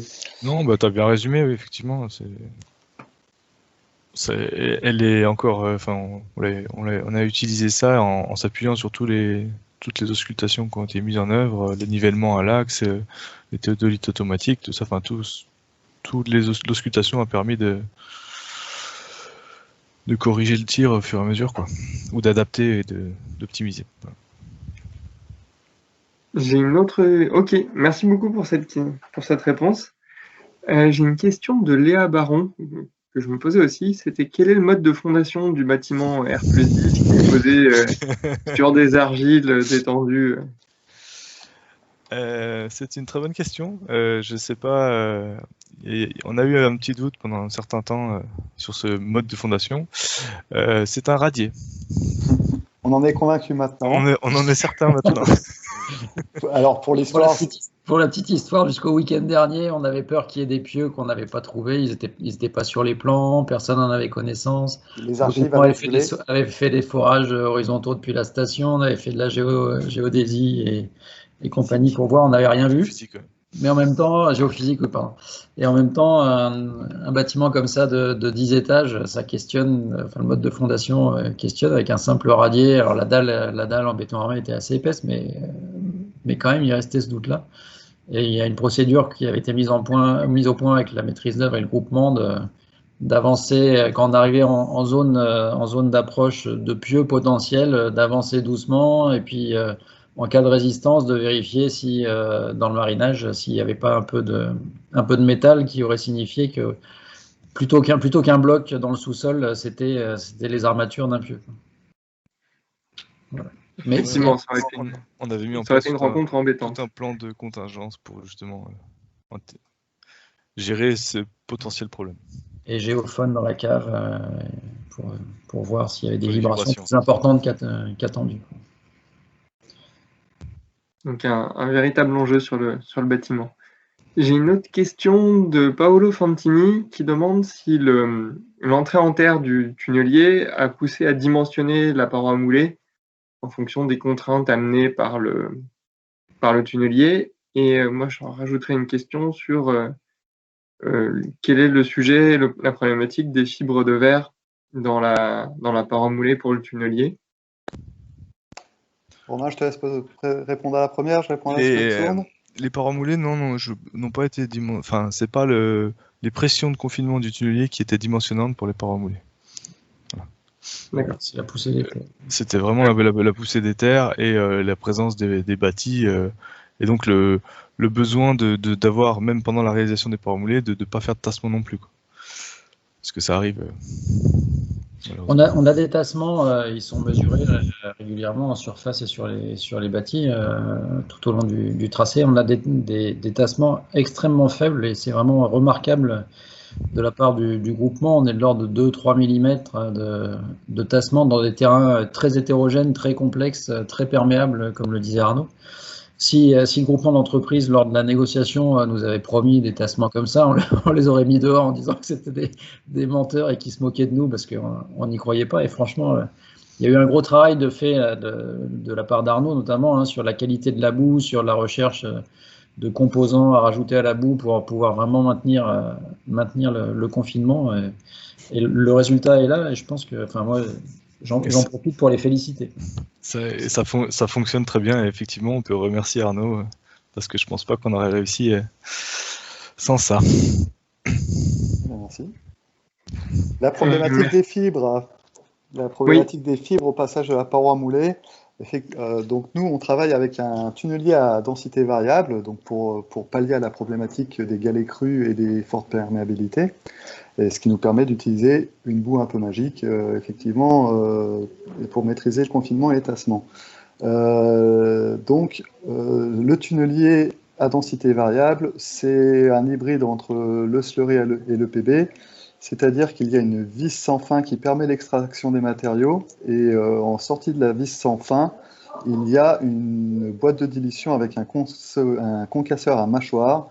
Et cette boîte de dilution est reliée au circuit de marinage traditionnel d'un slurry. Et donc, la grosse problématique qu'on a eue, c'est que cette boîte de dilution et ce concasseur se font colmater par les fibres de la paroi moulée avant de passer dans le circuit de marinage. Et ça a tendance à entraîner des dépressions dans le circuit de marinage et ça empêche l'aspiration des pompes retour. Donc pas de marinage, pas d'avancement, et pas d'avancement, pas de passage de paroi mourée.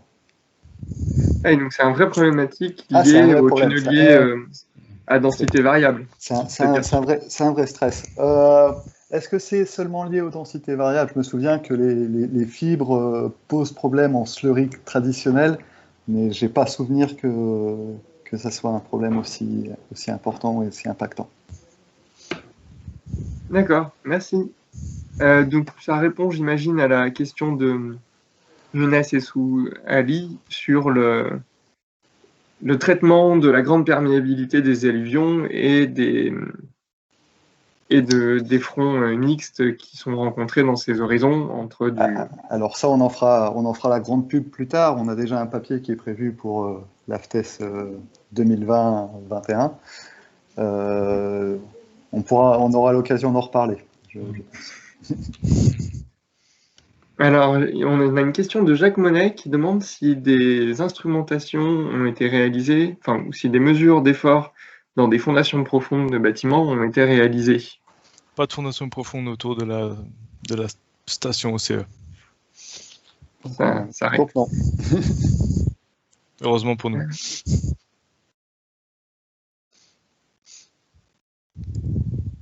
Alors, je crois qu'il y a une question de Nguyen Hyun-Toan qui demande si lors de la sortie en terre, comment on assure la pression dans la cloche. Alors, comment on confirme l'étanchéité, en fait, hein, donc, simplement, les derniers voussoirs, les derniers ou premiers voussoirs et anneaux définitifs sont des anneaux spéciaux où on a une possibilité de faire de la réinjection.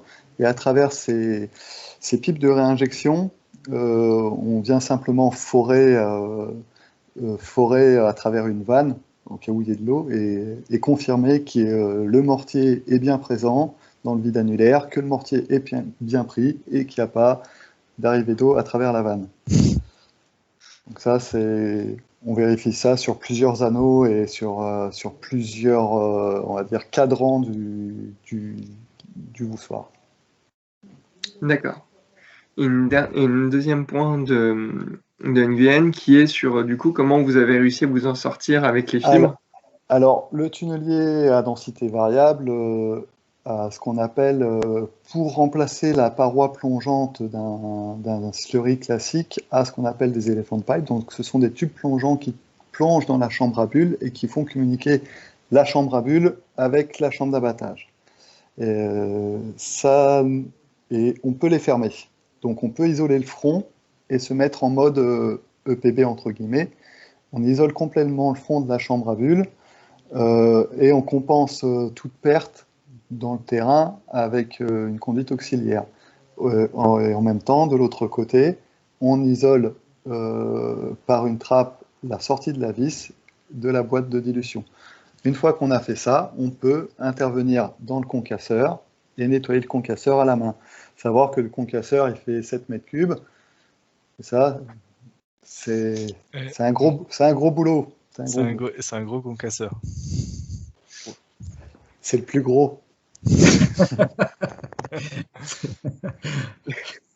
Effectivement, 7 mètres cubes de concasseur, c'est une belle machine.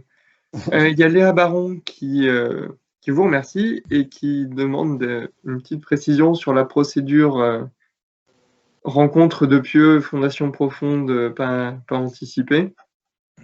Alors, peut-être qu'il faut qu'on précise quand même que la probabilité qu'il y avait des pieux était de 0,00001%. Voilà. Ça, c'est le contexte. Et après, on n'avait pas la solution miracle non plus. Non, mais après, ça devient presque un petit chantier, un petit ou moyen chantier dans le chantier. C'est-à-dire que le tunnelier est arrêté. Enfin, si le week-end dernier, on s'était retrouvé à tomber sur des pieux, le chantier est arrêté. Et puis, il faut qu'on trouve un moyen de reprendre la portance du bâtiment. Donc, soit on fait des barrettes de power moulées sur les côtés, une dalle de répartition pour récupérer, ou je sais pas. Après, il y a une étude à faire pour pouvoir découper les pieux, et après comment on fait pour les découper? Est-ce que c'est le tunnelier qui les grignote? Est-ce que c'est Toutes ces questions n'avaient pas de réponse parce qu'on avait quand même la certitude de ne pas en avoir. On en avait quand même prévu le plan de contingence pour tout mettre en sécurité au cas où on rencontre un pieu. Malgré la cloche, malgré tout ça, on savait mettre le chantier en sécurité et intervenir si cet aléa s'avérait réel. Il y a un cas réel en Égypte apparemment, de tunneliers qui passent sous un bâtiment avec des pieux. Si vous voulez voir des réponses, je pense que c'est par là-bas qu'il faut aller voir. Un petit voyage d'études. Je vais prendre 2 dernières questions. Il y a Anthony Esno qui demande quels sont les composants de la fameuse boue magique. C'est magique, justement. Ça n'a rien de chimique. Ce sont des matériaux naturels, du bois et du riz. Eh oui. Et c'est Oncle Benz ou c'est quoi là? C'est camarguais et bourguignon. Le bois est bourguignon, le riz est camarguais.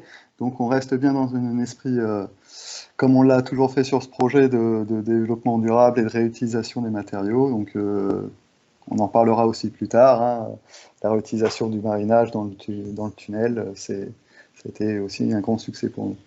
Mais c'est une forme de chimie, mais avec des produits naturels. Quoi. Voilà. C'est de la physique que de la chimie, je pense. C'est plus de la physique, c'est mécanique. On se base sur un colmatage mécanique et un débit de fuite. C'est très archaïque, très pragmatique et robuste, parce qu'il ne faut pas oublier qu'on est sur un chantier et qu'il faut de la robustesse aux solutions. Donc pas d'argile bentonitique. Bien sûr, c'est une boue bentonitique avec des. Avec des adjuvants, mais des adjuvants qui ne sont pas des polymères. Voilà, j'avais la conviction que les polymères, ça marche pas. On ne sait pas les mettre en œuvre, mais surtout que ça ne serait pas la solution pour de telles porosités. On parle de galets crus avec des galets qui font de l'ordre de 20, 30 cm de diamètre, avec très peu de matériaux plus fins entre les interstices de ces calés. Ouais, les essais de pompage donnaient 10-2 en perméabilité dans cette formation. D'accord. Et bien, on préparera une autre présentation dédiée à ce point particulier. Avec plaisir. On peut en parler un moment. On peut en parler des heures. Et donc, une dernière question, c'était une visite hors pandémie. On pourra peut-être organiser, mais j'ai peur que vous ayez le temps de finir. J'espère bien que ça va être fini avant la fin de la pandémie, maintenant tel que c'est parti. Ou alors la pandémie s'arrête dans 15 jours, mais on espère que le creusement sera terminé dans un gros mois. Vous arrivez quand au Puy-Orcel? Quand on arrivera, mais on est vers la mi-mai, deuxième quinzaine de mai, on verra. Je sais pas. Après, c'est le terrain qui va décider, mais. On a la foi pour mimer quand même. Ouais. Après, on n'est pas à l'abri d'aléas, mais. Le terrain, et puis on peut avoir des soucis mécaniques. La surface aussi. Mais visite hors pandémie, ça va être difficile. Donc ça va être difficile d'organiser une visite. Bon.